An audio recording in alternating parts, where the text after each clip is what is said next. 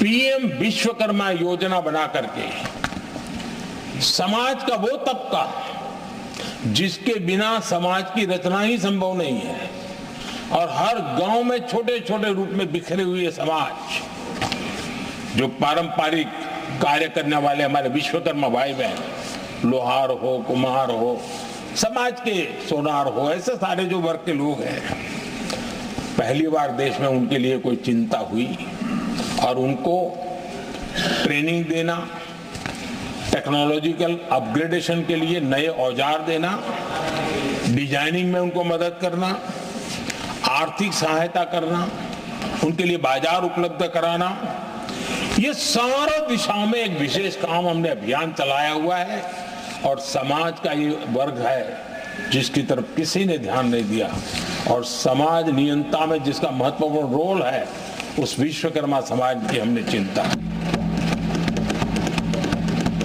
आदरणीय सभापति, हमने मुद्रा योजना शुरू करके जिन लोगों को पहली बार उद्यम के क्षेत्र में आना था, उनको निमंत्रित किया, उनको प्रोत्साहित किया। बिना गारंटी को लोन देने का एक बहुत बड़ा अभियान हमने चलाया, ताकि समाज में ये बहुत बड़ा समुदाय है जो आत्मनिर्भरता के अपने सपने को पूरा कर सके, और उसमें बहुत बड़ी सफलता मिली। हमने एक योजना और भी बनाई, स्टैंड अप इंडिया, जिसका मकसद था एससी एसटी समुदाय के हमारे भाई बहन और कोई भी समाज की महिला, उसको बैंक से 1 करोड़ रुपए का बिना गारंटी को लोन, ताकि वो अपना कारोबार। और हमने इस बार बजट में इसको डबल कर दिया है, और मैंने देखा है कि लाखों ऐसे नौजवान इस वंचित समुदाय से, या लाखों बहनें आज मुद्रा योजना के द्वारा अपना कारोबार करना शुरू किया है, और खुद को तो रोजगार पाया ही, लेकिन उन्होंने किसी 1-2 और लोगों को भी रोजगार दिया है। आदरणीय सभापति जी, हर कारीगर का सशक्तिकरण, हर समुदाय का सशक्तिकरण, और जो बाबा साहब सपना था उसको पूरा करने का काम मुद्रा योजना के माध्यम से हमने किया है। आदरणीय सभापति जी, जिसको किसी ने नहीं पूछा उसको मोदी पूजता है।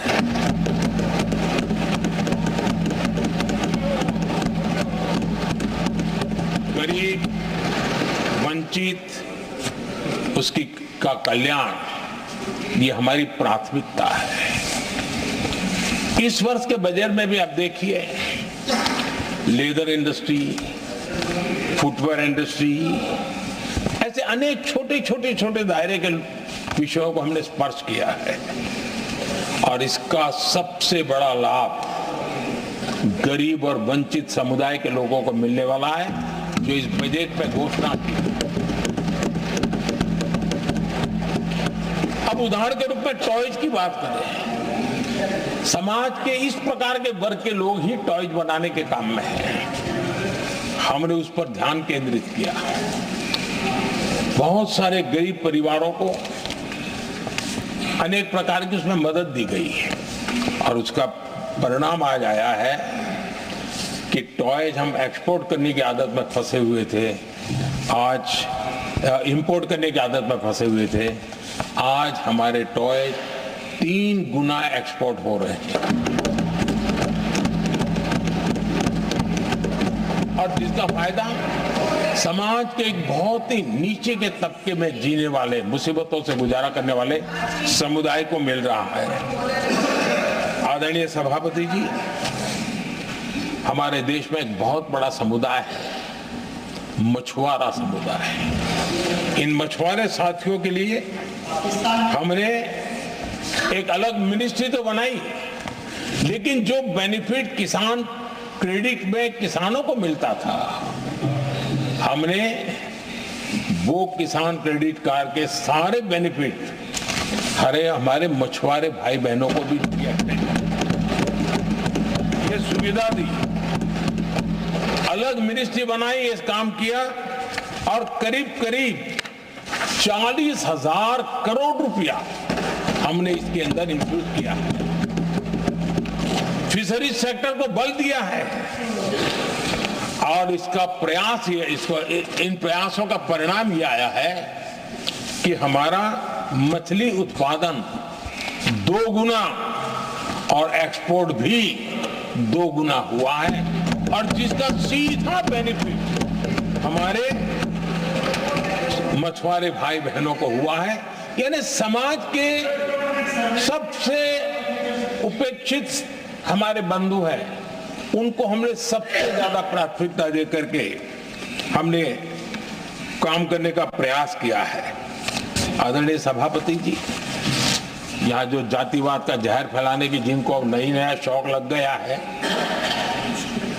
हमारे देश के आदिवासी समाज, उन आदिवासी समाज में भी कई स्तर की स्थितियां हैं। कुछ समूह ऐसे हैं जिनकी संख्या बहुत कम है और जो करीब देश में 200-300 जगह पे बिखरे हुए हैं और कुल आबादी उनकी बहुत कम है, लेकिन वो ऐसे उपेक्षित रहे हैं, उनकी बारीकियों को जाने तो दिल दहलाने वाली बात है।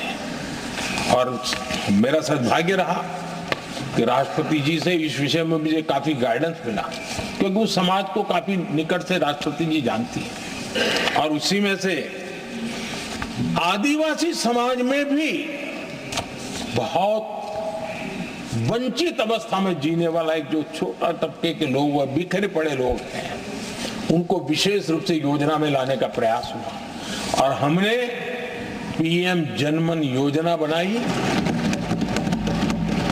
और 24,000 करोड़ रुपए ताकि उनको वो सुविधाएं मिले, उनके कल्याण के काम हो और वे भी सबसे पहले तो अन्य आदिवासी समाज की बराबरी तक तो पहुंचे और फिर पूरे समाज की बराबरी करने के लिए योग्य बने।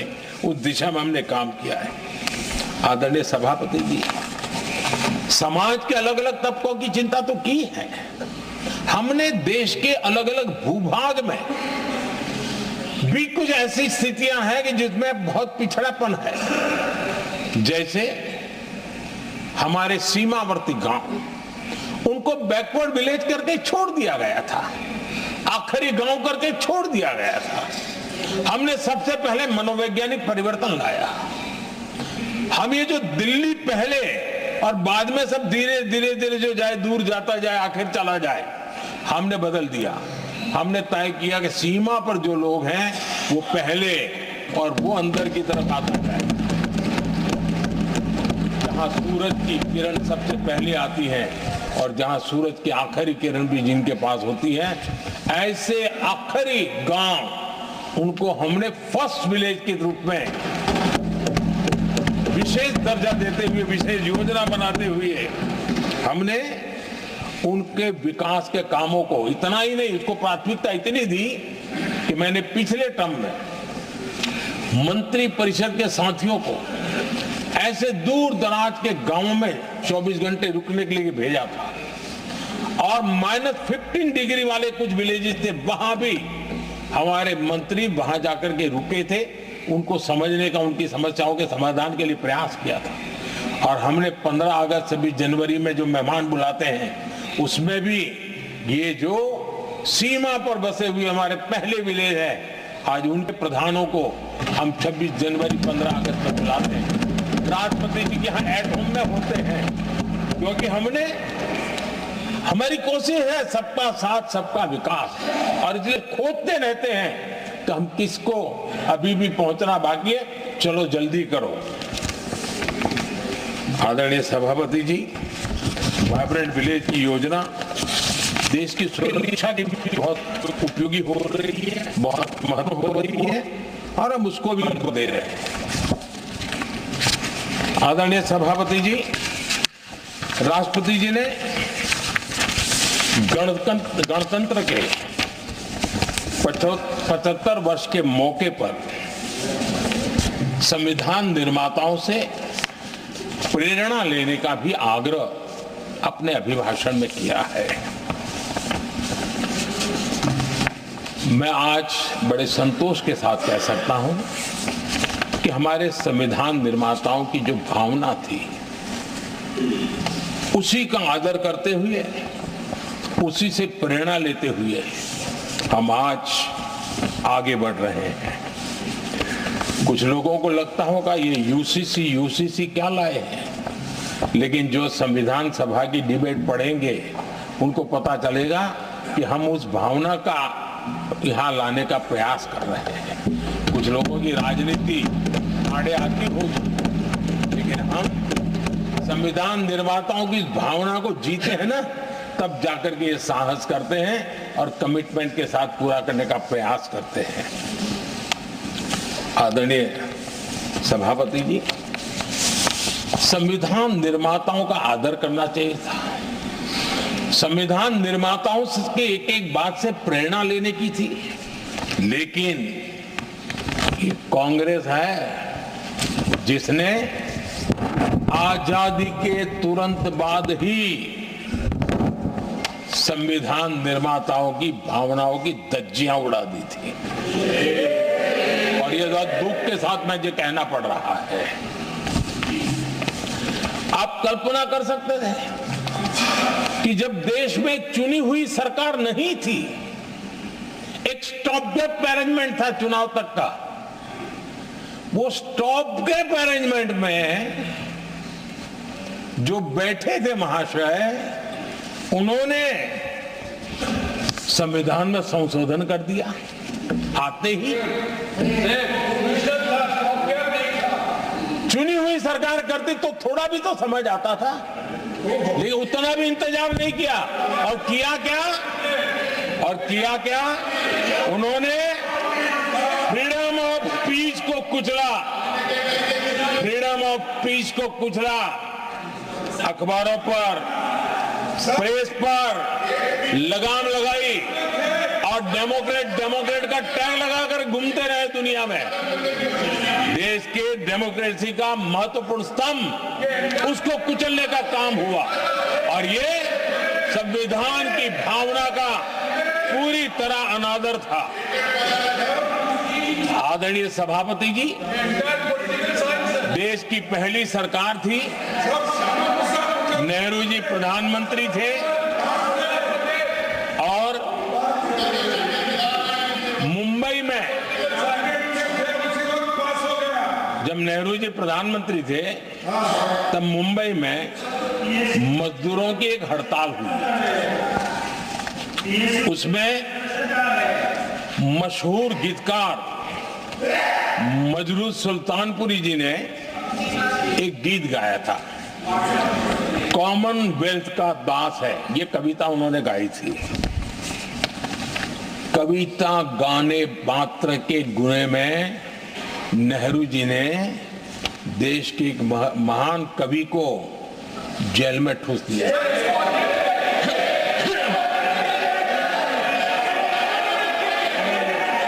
मशहूर एक्टर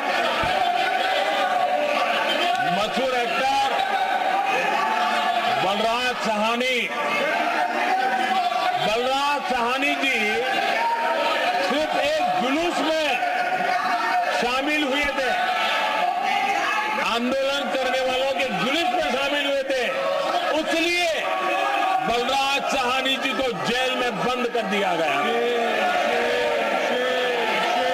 आदरणीय सभापति जी, लता मंगेशकर जी के भाई हृदयनाथ मंगेशकर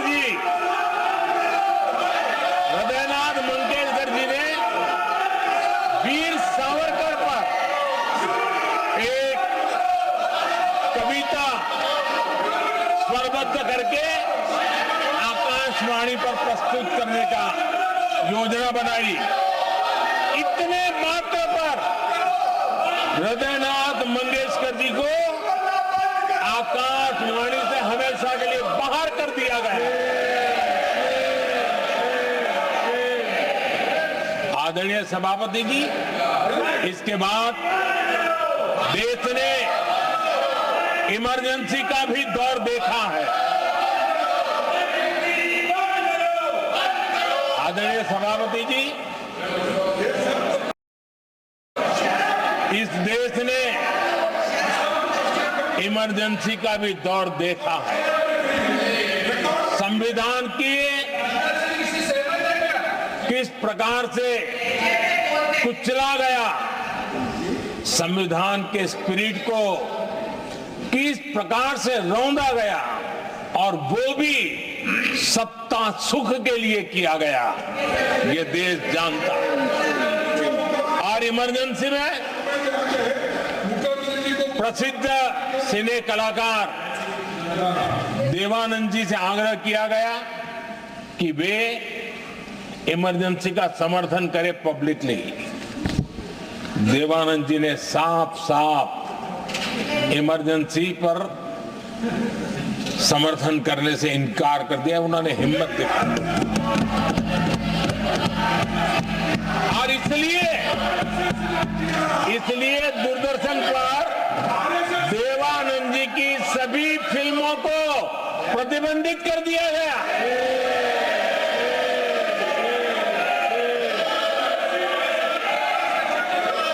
आदरणीय सभापति जी, ये संविधान की बातें करने वाले लोग, उन्होंने सालों से संविधान को अपने जेब में रखा है, उसी का एक परिणाम है। संविधान का सम्मान नहीं किया है। आदरणीय सभापति जी किशोर कुमार जी, उन्होंने कांग्रेस के लिए गाना गाने से मना किया। इस एक गुनाह के लिए आकाशवाणी पर किशोर कुमार के सभी गानों को प्रतिबंधित कर दिया गया।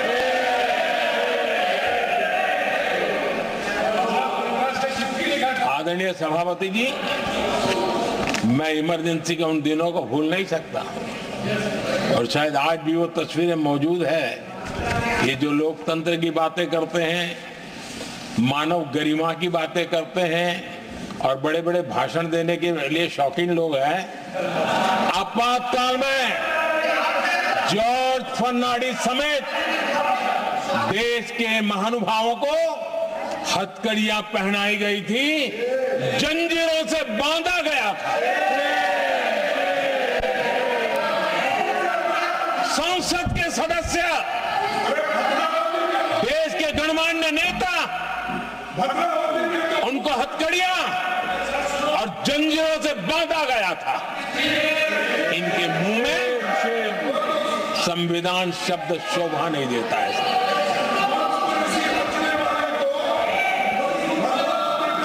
आदरणीय सभापति जी, सत्ता सुख के लिए, शाही परिवार के अहंकार के लिए इस देश के लाखों परिवारों को तबाह कर दिया गया, देश को जेल खाना बना दिया गया।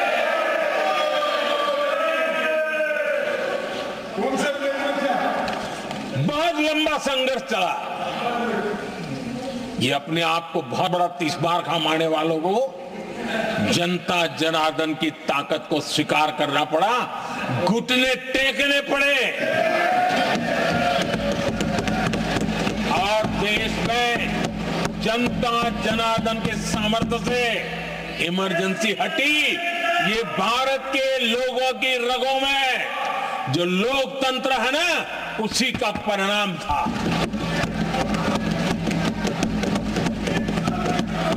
हमारे माननीय खड़गे जी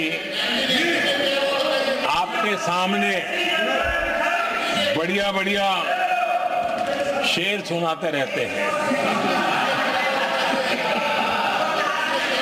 और उनका शौक है शेर सुनाने का।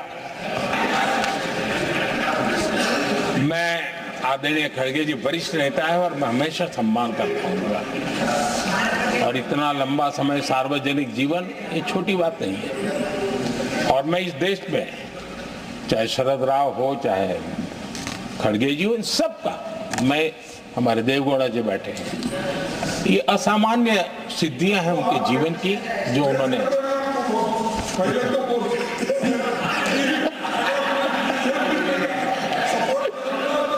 ऐसा है। खड़गे जी, आपको आपके घर में तो ये बातें सुनने को नहीं मिलेगी, मैं ही बता दूंगा।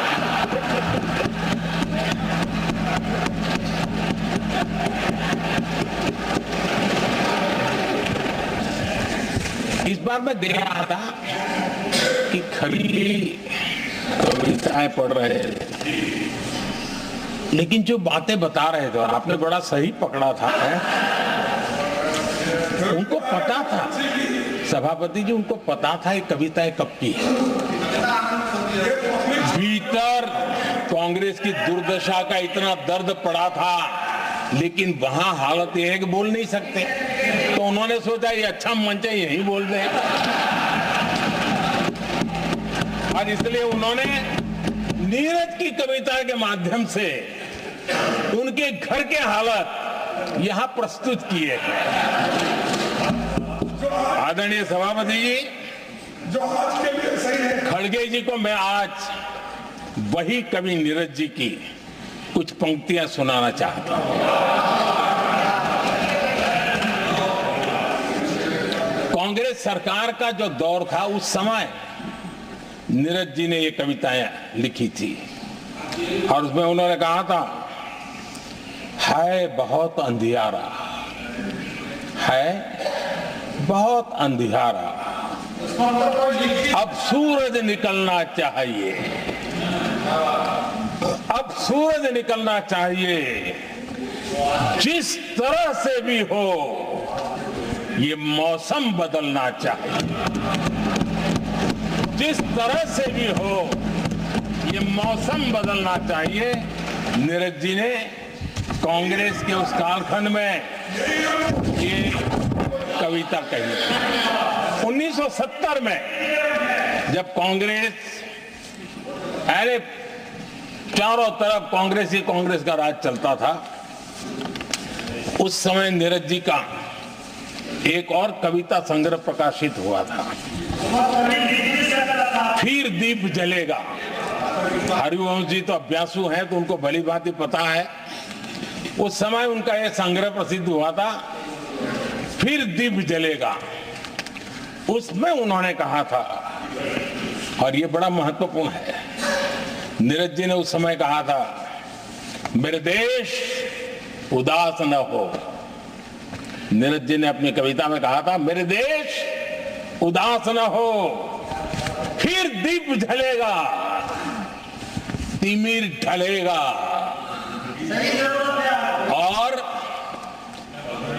हमारा सद्भाग्य देखिए, हमारे प्रेरणा पुरुष अटल बिहारी वाजपेयी जी ने भी 40 साल पहले कहा था, सूरज निकलेगा, अंधेरा छटेगा, कमल खिलेगा।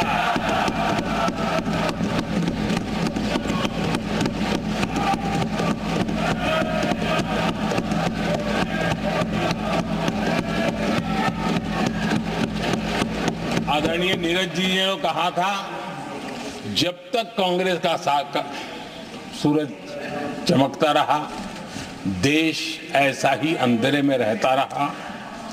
कई दशक तक ऐसे ही हाल बने रहे। आदरणीय सभापति जी, गरीबों को शक्ति देने के लिए, गरीबों के सशक्तिकरण के लिए जितना काम हमारे कार्यकाल में हुआ है, हमारी सरकार के द्वारा हुआ है, इतना पहले कभी नहीं हुआ। गरीबों का सशक्तिकरण और गरीब ही गरीबी को परास्त करे, उस दिशा में हमने योजनाओं को आकार दिया। और मुझे मेरे देश के गरीबों पर भरोसा है, उनके सामर्थ्य में भरोसा है। अगर अवसर मिल जाए ना, तो वो हर चुनौतियों को पार कर सकता है। और गरीब ने करके दिखाया, योजनाओं का लाभ लेते हुए, अवसरों का फायदा उठाते हुए, सशक्तिकरण के माध्यम से 25 करोड़ गरीबी को परास्त करने में सफल। 25 करोड़ लोगों को गरीबी से बाहर निकालना, ये हमारे लिए गर्व का विषय है कि हमने एक बहुत बड़ा काम किया है। जो लोग गरीबी से निकले हैं, कठोर परिश्रम करके निकले हैं, सरकारी पर भरोसा करते हुए, योजनाओं को आधार बना करके और आज गरीबी से निकलकर वो एक न्यू मिडिल क्लास हमारे देश में अर्जित हुआ है। आदरणीय सभापति जी, मेरी सरकार इस न्यू मिडिल क्लास और मिडिल क्लास के साथ डट करके खड़ी है और बहुत कमिटमेंट के साथ हम खड़े हैं। हमारे न्यू मिडिल क्लास और मिडिल क्लास की आकांक्षाएं आज देश की